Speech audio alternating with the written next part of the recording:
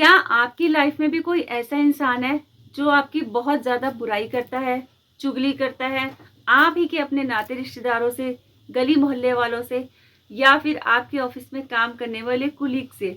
और जब आपको इस बात का पता चलता है तो उस टाइम पे आपको बहुत ज़्यादा तकलीफ होती है, दुख होता है ये सोच के कि मैं तो ऐसी बिल्कुल भी नहीं थी जैसे सामने वाले ने मुझे उसके सामने प्रेजेंट किया है।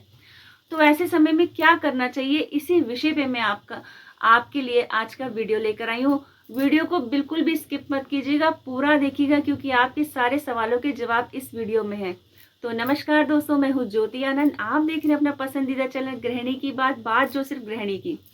दोस्तों, सबसे पहले यही कहूंगी कि अगर आपने मेरे चैनल को सब्सक्राइब नहीं किया है तो प्लीज सब्सक्राइब कर लीजिए, लाइक कर लीजिए, शेयर कर लीजिए और मुझे भर भर के कमेंट्स कीजिए। तो चलिए ज्यादा टाइम ना लेते हुए शुरू करते हैं आज का वीडियो। क्या करना चाहिए जब कोई आपकी चुगली करे और बुराई करे? देखिए, सबसे पहले होता क्या है ना कि कोई ना कोई परिवार में या फिर ऑफिस में या फिर गली मोहल्ले में ऐसा इंसान मिल ही जाता है। हम लाख कोशिश कर ले कि कोई हमें ऐसा नाम ले, लेकिन ऐसा मिल ही जाता है जो हमारी पीठ पीछे हमारी बुराई करता है, हमारी चुगली करता है और ऐसी ऐसी बातें बोलता है, ऐसी ऐसी कहानियां बताता है जो हमने बातें कही नहीं, वो काम किया नहीं, लेकिन फिर भी वो ऐसा करता है। तो ऐसे में आपको क्या करना चाहिए? जब आपको पता चले कि वो इंसान अब नहीं मान रहा है, आपने उसे बार बार बोल दिया, कह दिया, इशारे में कह दिया, इनडायरेक्टली कह दिया, क्योंकि डायरेक्टली कहेंगे तो लड़ाई झगड़े हो जाते हैं। आपने उसको इशारा दे दिया और तब भी वो नहीं समझ रहा है, आपकी बुराई और चुगली कर रहा है, तो आप उसे सारी बातें शेयर करना बंद कर दीजिए। मत बताइए उसे कुछ भी ऐसी वैसी बात जिससे उसको मौका मिले कि वो आपकी चुगली किसी और इंसान से कर सके।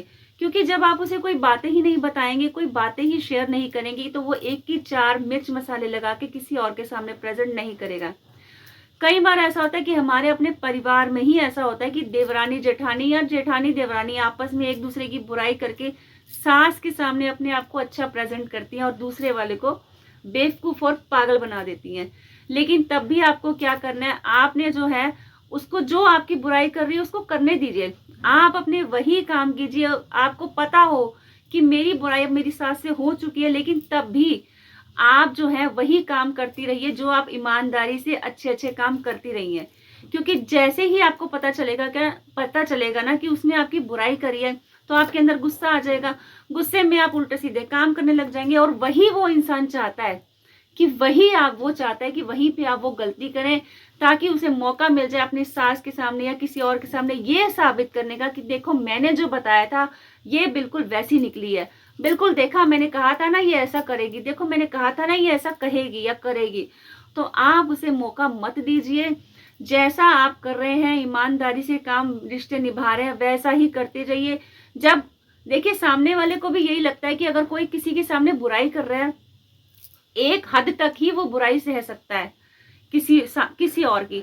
मान लीजिए आपकी सास के सामने किसी ने बुराई कर दी या फिर ऑफिस में कर दी, तो वो भी एक हद तक ही सहेगा। दोबारा जो है कभी ना कभी वो उसको खुद जवाब दे देगा कि भाई, तुम तो बार बार बुराई करते हो, लेकिन वो तो ऐसी नहीं है, तुम क्यों बुराई करते हो, वो तो ऐसे बिल्कुल भी नहीं है, वो तो ईमानदारी से काम करे। इसलिए आप अपने काम करते जाइए, सामने वाले को मौका मत दीजिए। अगली चीज मैं ये कहना चाहूंगी कि सबसे पहले आप उसे सारी बातें शेयर करना बंद कर दीजिए। अगर आपके परिवार में कोई ऐसा व्यक्ति है जो आपको फोन करता है, बार बार परेशान करता है, आपकी बातों के मजे लेता है, तो आप उसे लिमिट में बात कीजिए। उतनी ही बात कीजिए जितना कि आपके रिश्ते भी बने रहे और उसे कोई मौका भी ना मिले। हाँ हूँ मैं जवाब दीजिए, ज्यादा बात करने की जरूरत नहीं है। उसको मौका ही नहीं मिलेगा। जब आप उसे कोई बात शेयर ही नहीं करेंगे ना, तो उसे मौका ही नहीं मिलेगा।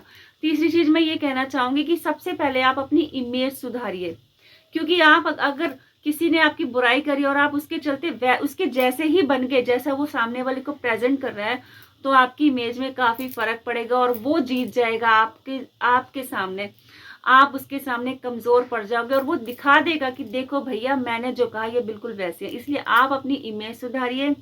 किसी से भी रूडली बात मत कीजिए, मुस्कान रखिए फेस पे। और अगर आपके ज्वाइंट फैमिली है तो भले ही कोई बुराई कर रहा है तो करने दीजिए, आप अपने जो है फर्ज निभाते जाइए, बिना किसी माथे पे शिकन के या फिर बिना किसी गुस्से के। तो फिर देखिए सामने वाला कितना कमजोर पड़ जाएगा। तो उम्मीद करती हूँ ये छोटी छोटी बातें आपके बहुत काम आई होंगी। और सबसे पता है बड़ी बात मैं क्या कहूंगी कि सामने वाला बुराई कर रहा है, करने दीजिए। आप अपने दिमाग में वो थॉट्स ही मत लाइए क्योंकि कई बार क्या होता है, उसकी बुराइयों से हमें ज़्यादा फर्क नहीं पड़ता, हमारे दिमाग में, हमारे मन में चलने वाले विचारों से हमें ज़्यादा फर्क पड़ता है। हम इतना टूट जाते हैं कि हाय उसने ऐसा कह दिया होगा, हाय उसने ऐसा कह दिया होगा, मैं तो ऐसी थी भी नहीं, क्यों कह दिया। छोड़ो ना, अपने दिमाग में वो थॉट्स ही मत लाओ। अपने काम से काम रखो, अपने जो फर्ज है वो निभाओ, अपने रिश्ते निभाओ। अगर कोई आपसे बात करता है तो ठीक, नहीं करते तो भैया बोलो कोई बात नहीं, जयराम जी की मत बोलो तुम हमसे। लेकिन आप कुछ ऐसा काम मत कीजिए कि सामने वाले को मौका मिल जाए कि वो आपको सही साबित कर दे कि आप गलत हो। तो इसलिए आप अपने मस्त रहिए। तो उम्मीद करती हूँ ये छोटी छोटी बातों से आपको ज़रूर आपके सवालों के जवाब मिल गए होंगे। तो इसी तरह के मैं वीडियो लेकर आती हूँ, आप मेरे चैनल को ज़रूर सब्सक्राइब कीजिएगा। तो मिलते हैं अगले वीडियो में, तब तक के लिए धन्यवाद दोस्तों।